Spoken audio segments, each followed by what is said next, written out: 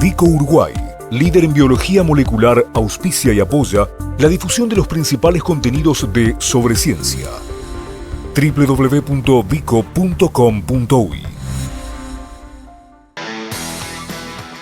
En este programa en el que estamos hablando de agua, vamos a meternos y va a ser un primer paso porque vamos a volver y tratando de construir a partir de lo que hablemos hoy, vamos a volver a hablar de hidrógeno verde, que si ustedes recuerdan lo de verde o lo del color, tiene que ver con la energía, con el origen de la energía con la que se producen las reacciones que derivan en la producción de hidrógeno.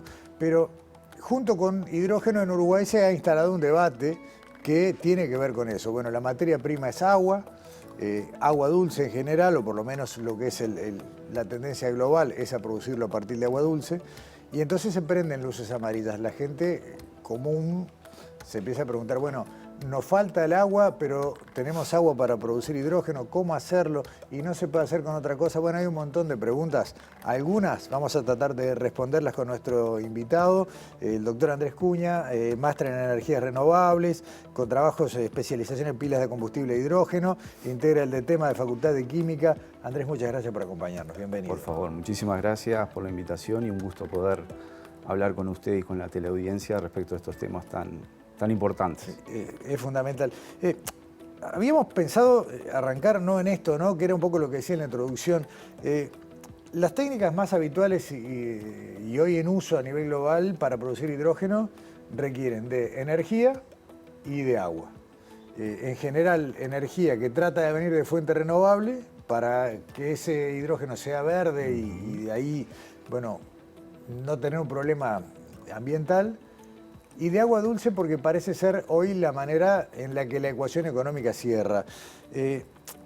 ¿Podemos pensar en Uruguay en producciones de volúmenes de hidrógeno en cantidades significativas como son las que hoy Uruguay prevé para futuro y que esto no sea una competencia con el uso humano del agua?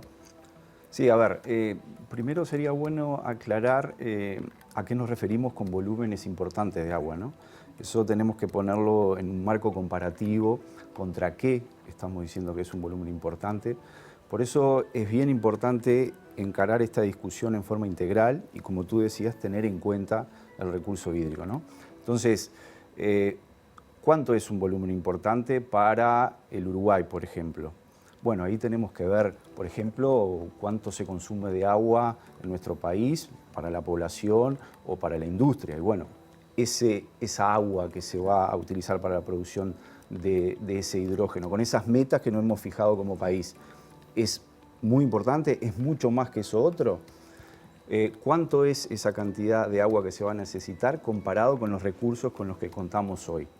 Esas son preguntas que nosotros tenemos que contestar en la forma lo más objetiva posible y con datos técnicos fiables, ¿no? ¿Y qué respuesta tenemos hoy? ¿Cómo podemos hacer una comparación? A ver, bueno...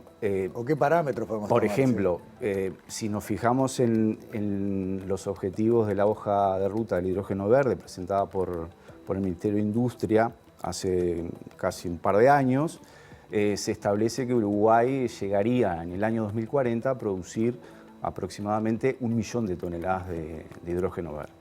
Si tenemos en cuenta la necesidad del consumo de agua para producir esa cantidad, son aproximadamente unos 10 millones de toneladas de agua por año.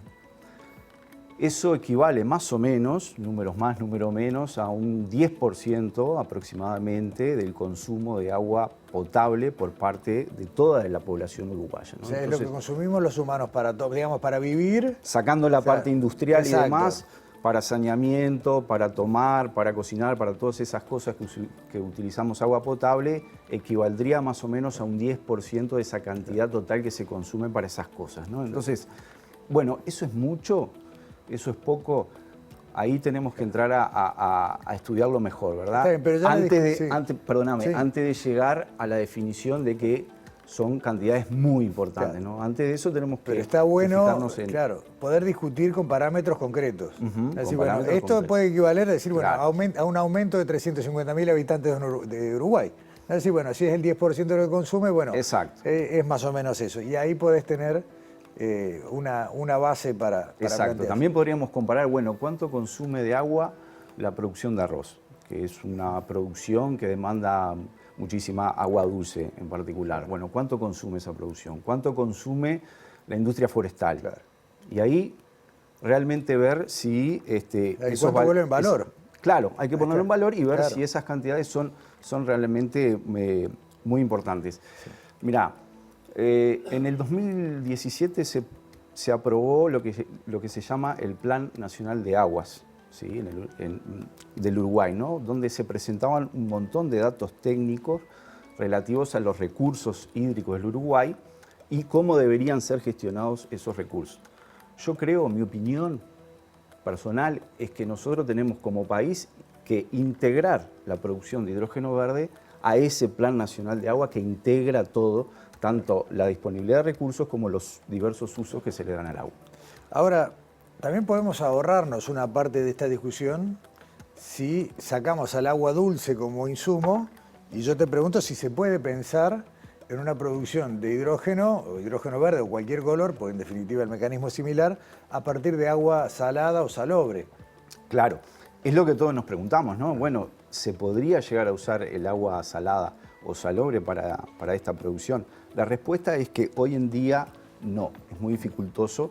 Es decir, a ver, técnicamente se podría llegar a hacer, pero se requeriría un aporte extra de energía para esa producción. ¿Para qué? Para sacar esos iones que contienen el agua salada o salobre, que hoy en día todos lo sabemos por lo que está pasando en el Uruguay, esos iones de sodio, los cloruros, los bromuros, es necesario quitarlos previamente antes de que entren a los dispositivos que son los encargados de descomponer el agua en hidrógeno y oxígeno. Si no hacemos eso, si usamos directamente el agua salada o salobre, los equipos, las tecnologías actuales para la electrólisis del agua se van a estropear mucho más rápidamente y además van a perder eficiencia energética, con lo cual vamos a tener que gastar más energía eléctrica para producir la misma cantidad de hidrógeno. Por lo tanto, la ecuación ahí comienza a no cerrar del punto de vista técnico-económico. Ahora, Andrés, hay trabajos, y en algunos estás involucrándote en persona, que buscan alternativas en este sentido. Exacto. A ver, hay trabajos que buscan alternativas, por ejemplo, la alternativa de poder usar directamente el agua de mar o el agua salobre en esos electrolizadores con los que contamos hoy en día para justamente evitarnos esa purificación previa del agua. Pero bueno, eso pasa por desarrollar materiales que constituyen esos electrolizadores y que son los que hacen factible la descomposición del agua en hidrógeno y oxígeno, ¿verdad? De una forma eficiente. Entonces, hay toda una línea de investigación, o varias líneas de investigación, mejor dicho, que pasan por desarrollar esos nuevos materiales para que sea posible, factible, el uso directo de esa agua de mar o salobre en los electrolizadores. Pero eso está en estudio tanto desde el punto de vista académico como desde el punto de vista técnico por parte de las empresas que se dedican a este tipo de cosas, ¿no? Están invirtiendo muchísimo dinero en ese tipo de desarrollo. Está comenzando a funcionar un grupo de investigación binacional, ¿no? Uruguay-Brasil, que entre otras cosas quiere profundizar en esto. Exactamente, nosotros ahora tenemos, en realidad no es de ahora, tenemos una colaboración de larga data con el Laboratorio de Pesquisa en Corrozón de la Universidad Federal de Río Grande do Sul, aquí en Porto Alegre, donde tenemos varias colaboraciones en torno a este tipo de investigaciones relacionadas con la energía. Una de ellas, la que vamos a empezar ahora, que de hecho yo me voy a ir a Brasil en el próximo mes a realizar una pasantía, trata de desarrollar materiales a base de niobio, que es un